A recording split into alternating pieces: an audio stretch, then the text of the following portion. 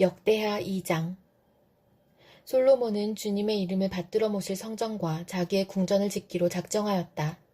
그래서 솔로몬은 짐꾼 7만 명, 산에서 돌을 떠낼 사람 8만 명, 그들을 감독할 사람 3,600명을 뽑았다.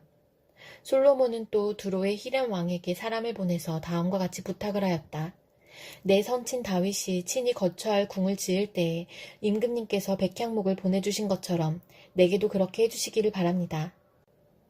이제 나는 주 나의 하나님의 이름을 모실 성전을 지어 바치고 그분 앞에서 향기로운 향을 사르며 늘 빵을 차려 놓으며 안식일과 초하루와 주 우리의 하나님께서 정하여 주신 절기마다 아침 저녁으로 번제물을 바치려고 합니다. 이것은 이스라엘이 언제까지나 지켜야 할 일입니다. 우리의 하나님은 모든 신들보다 크신 분이시므로 내가 지을 성전도 커야 합니다. 하늘도 하늘 위에 하늘마저도 그분을 모시기에 좁을 터인데 누가 하나님을 모실 성전을 지을 수 있겠습니까? 하물며 내가 무엇이기에 그분께 성전을 지어드릴 수 있겠습니까? 다만 그분 앞에 향이나 피워 올리려는 뜻밖에 없습니다. 이제 임금님께서는 금은과 노쇠와 쇠를 다룰 줄 알며 자주색이나 홍색이나 청색 천을 짤 줄 알며 조각도 할 줄 아는 기능공을 한 사람 보내주시기 바랍니다. 그러면 그가 여기 유다와 예루살렘에 있는 나의 기능공들을 데리고 일할 것입니다. 그들은 내 선친 다윗께서 훈련시켜둔 사람들입니다. 또 레바논에서 백향목과 잣나무와 백단목도 보내주시기 바랍니다.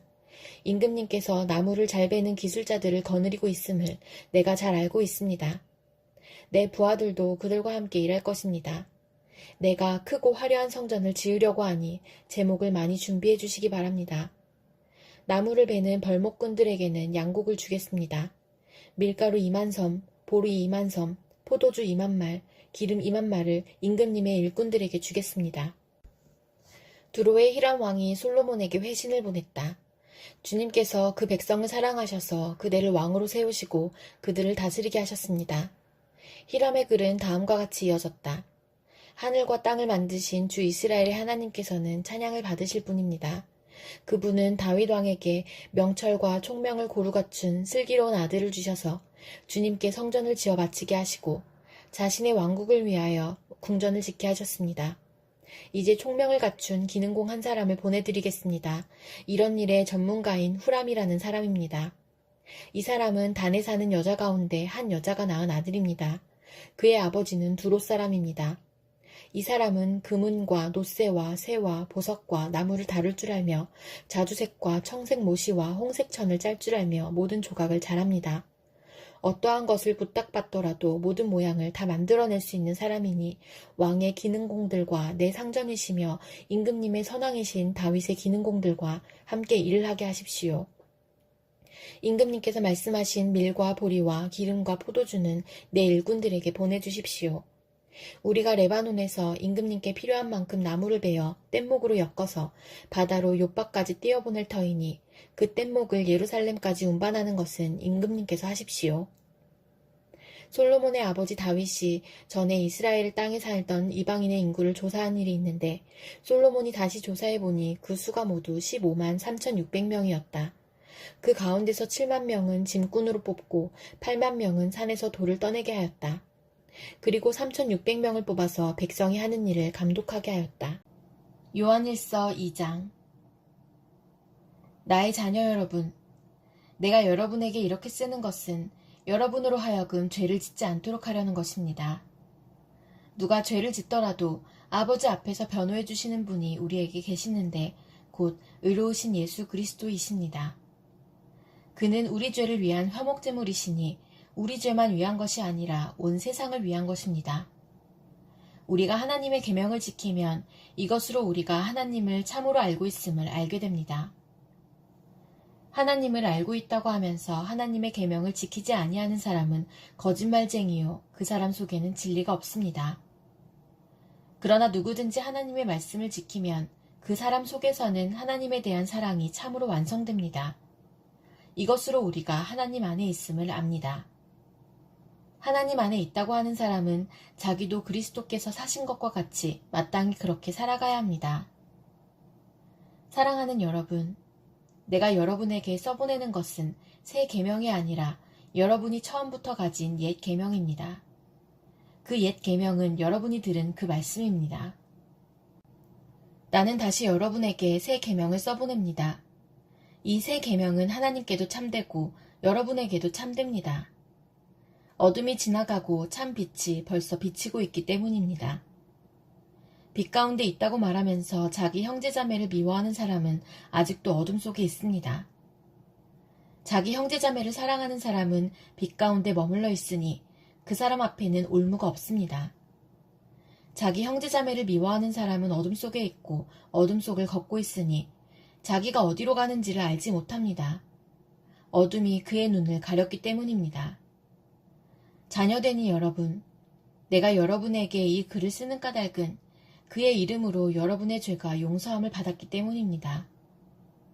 아버지 되니 여러분, 내가 여러분에게 이 글을 쓰는 까닭은 여러분이 태초부터 계신 분을 알고 있기 때문입니다. 젊은이 여러분, 내가 여러분에게 이 글을 쓰는 까닭은 여러분이 이미 악한 자를 이겼기 때문입니다. 어린이 여러분, 내가 여러분에게 이 글을 쓰는 까닭은 여러분이 이미 하늘 아버지를 알고 있기 때문입니다. 아버지 되니 여러분, 내가 여러분에게 이 글을 쓰는 까닭은 여러분이 태초부터 계신 분을 알고 있기 때문입니다. 젊은이 여러분, 내가 여러분에게 이 글을 쓰는 까닭은 여러분이 강하고 하나님의 말씀이 여러분 속에 있어서 여러분이 그 악한 자를 이겼기 때문입니다. 여러분은 세상이나 세상에 있는 것들을 사랑하지 마십시오. 누가 세상을 사랑하면 그 사람 속에는 하늘 아버지에 대한 사랑이 없습니다. 세상에 있는 모든 것, 곧 육체의 욕망과 눈의 욕망과 세상 살림에 대한 자랑은 모두 하늘 아버지에게서 온 것이 아니라 세상에서 온 것이기 때문입니다. 이 세상도 사라지고 이 세상의 욕망도 사라지지만 하나님의 뜻을 행하는 사람은 영원히 남습니다. 어린이 여러분, 지금은 마지막 때입니다. 여러분이 그리스도의 적대자가 올 것이라는 말을 들은 것과 같이 지금 그리스도의 적대자가 많이 생겼습니다. 그래서 우리는 지금이 마지막 때임을 압니다. 그들이 우리에게서 갔지만 그들은 우리에게 속한 자들이 아니었습니다. 그들이 우리에게 속한 자들이었더라면 그들은 우리와 함께 그대로 남아 있었을 것입니다. 그러나 결국에는 그들은 모두 우리에게 속한 자들이 아니라는 사실이 드러나게 되었습니다. 여러분은 거룩하신 분에게서 기름 부으심을 받아 모든 것을 알고 있습니다. 여러분이 진리를 알지 못한다고 해서 여러분에게 내가 이렇게 써보내는 것이 아닙니다. 오히려 여러분이 진리를 알고 있기 때문에 그리고 또한 여러분이 거짓은 모두 진리에서 나오지 않는다는 것을 알고 있기 때문에 이렇게 써보내는 것입니다. 누가 거짓말쟁이입니까? 예수가 그리스도이심을 부인하는 사람이 아니고 누구겠습니까? 아버지와 아들을 부인하는 사람이 곧 그리스도의 적대자입니다. 누구든지 아들을 부인하는 사람은 아버지를 모시고 있지 않은 사람이요. 아들을 시인하는 사람은 아버지를 또한 모시고 있는 사람입니다. 여러분이 처음부터 들은 것을 여러분 속에 간직하십시오. 여러분이 처음부터 들은 그것이 여러분 속에 있으면 여러분도 아들과 아버지 안에 있게 될 것입니다. 이것은 그가 친히 우리에게 주신 약속인데 곧 영원한 생명입니다. 나는 여러분을 미혹하는 자들에 관하여 이렇게 썼습니다. 여러분으로 말하자면 그가 기름 부어주신 것이 여러분 속에 머물러 있으니 여러분은 아무에게서도 가르침을 받을 필요가 없습니다. 그가 기름 부어주신 것이 여러분에게 모든 것을 가르쳐 줍니다. 그리고 그 가르침은 참이요 거짓이 아닙니다. 여러분은 그 가르침대로 언제나 그리스도 안에 머물러 있으십시오. 그러므로 자녀되니 여러분, 그리스도 안에 머물러 있으십시오. 그렇게 해야 그가 나타나실 때에 우리가 담대함을 가지게 될 것이며 그가 오실 때에 그 앞에서 부끄러움을 당하지 않을 것입니다. 여러분이 하나님께서 의로우신 분임을 알면 의를 행하는 사람은 누구나 다 하나님에게서 났음을 알 것입니다. 나훔 1장. 이것은 엘고스 사람 나훔이 니느웨가 형벌을 받을 것을 내다보고 쓴 묵시록이다. 주님은 질투하시며 원수를 갚으시는 하나님이시다. 주님은 원수를 갚으시고 진노하시되 당신을 거스리는 자에게 원수를 갚으시며 당신을 대적하는 자에게 진노하신다. 주님은 좀처럼 노하지 않으시고 권능도 한없이 많으시지만 주님은 절대로 죄를 벌하지 않은 채 내버려 두지는 않으신다.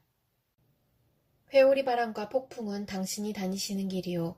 구름은 발밑에서 이는 먼지이다. 주님께서는 바다를 꾸짖어 말리시고 모든 강을 말리신다. 바산과 갈멜의 숲이 시들며 레바논의 꽃이 이운다. 주님 앞에서 산들은 진동하고 언덕들은 녹아내린다. 그의 앞에서 땅은 뒤집히고 세상과 그 안에 있는 모든 것은 곤두박질한다. 주님께서 진노하실 때에 누가 감히 버틸 수 있으며 주님께서 분노를 터뜨리실 때에 누가 감히 견딜 수 있으랴. 주님의 진노가 불같이 쏟아지면 바위가 주님 앞에서 산산조각난다. 주님은 선하심으로 환난을 당할 때에 피할 피난처가 되신다. 주님께 피하는 사람은 주님께서 보살펴 주시지만 니느웨는 범람하는 홍수로 쓸어버리시고 원수들을 흑암 속으로 던지신다. 그들이 아무리 주님을 거역하여 음모를 꾸며도 주님께서는 그들을 단번에 없애버리실 것이니 2번까지 수고하지도 않으실 것이다.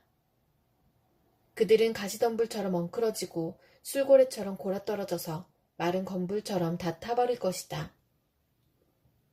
주님을 거역하며 음모를 꾸미는 자, 흉악한 일을 부추기는 자가 바로 너 니느웨에게서 나오지 않았느냐. 나 주가 말한다. 그들의 힘이 막강하고 수가 많을지라도 잘려서 없어지고 말 것이다. 비록 내가 너를 괴롭혔으나 다시는 너를 더 괴롭히지 않겠다. 나 이제 너에게서 그들의 멍에를 꺾어버리고 너를 묶은 사슬을 끊겠다. 주님께서 너를 두고 명하신 것이 있다. 너에게서는 이제 내 이름을 이을 자손이 나지 않을 것이다. 내 산당에서 새겨 만든 신상과 부어 만든 우상을 다 부수어버리며 내가 쓸모없게 되었으니 내가 이제 내 무덤을 파놓겠다. 보아라, 좋은 소식을 전하는 사람, 평화를 알리는 사람이 산을 넘어서 달려온다. 유다야, 내 절기를 지키고 내 서원을 갚아라. 악한 자들이 완전히 사라졌으니 다시는 너를 치러 오지 못한다. 누가복음 17장. 예수께서 제자들에게 말씀하셨다. 걸려 넘어지게 하는 일들이 생기지 않을 수는 없지만 그러한 일들을 일으키는 사람은 화가 있다. 이 작은 사람들 가운데 하나를 걸려 넘어지게 하는 것보다 차라리 자기 목에 큰 맷돌을 매달고 바다에 빠지는 것이 나을 것이다. 너희는 스스로 조심하여라. 믿음의 형제가 죄를 짓거든 꾸짖고 회개하거든 용서하여 주어라. 그가 내게 하루에 7번 죄를 짓고 7번 내게 돌아와서 회개하오 하면 너는 용서해 주어야 한다. 사도들이 주님께 말하였다. 우리에게 믿음을 더하여 주십시오. 주님께서 말씀하셨다. 너희에게 겨자씨 한 알만한 믿음이라도 있으면 이 뽕나무더러 뽑혀서 바다에 심기어라 하면 그대로 될 것이다. 너희 가운데서 누구에게 밭을 갈거나 양을 치는 종이 있다고 하자. 그 종이 들에서 돌아올 때에 어서 와서 식탁에 앉아라 하고 그에게 말할 사람이 어디에 있겠느냐. 오히려 그에게 말하기를 너는 내가 먹을 것을 준비하여라. 내가 먹고 마시는 동안에 너는 허리를 동이고 시중을 들어라. 그런 다음에야 먹고 마셔라 하지 않겠느냐. 그 종이 명령한 대로 하였다고 해서 주인이 그에게 고마워하겠느냐.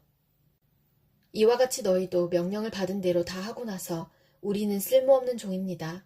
우리는 마땅히 해야 할 일을 하였을 뿐입니다. 하여라. 예수께서 예루살렘으로 가시는 길에 사마리아와 갈릴리 사이로 지나가시게 되었다. 예수께서 어떤 마을에 들어가시다가 나병 환자 10사람을 만나셨다. 그들은 멀찍이 멈추어 서서 소리를 높여 말하였다. 예수 선생님, 우리를 불쌍히 여겨주십시오. 예수께서는 보시고 그들에게 말씀하셨다.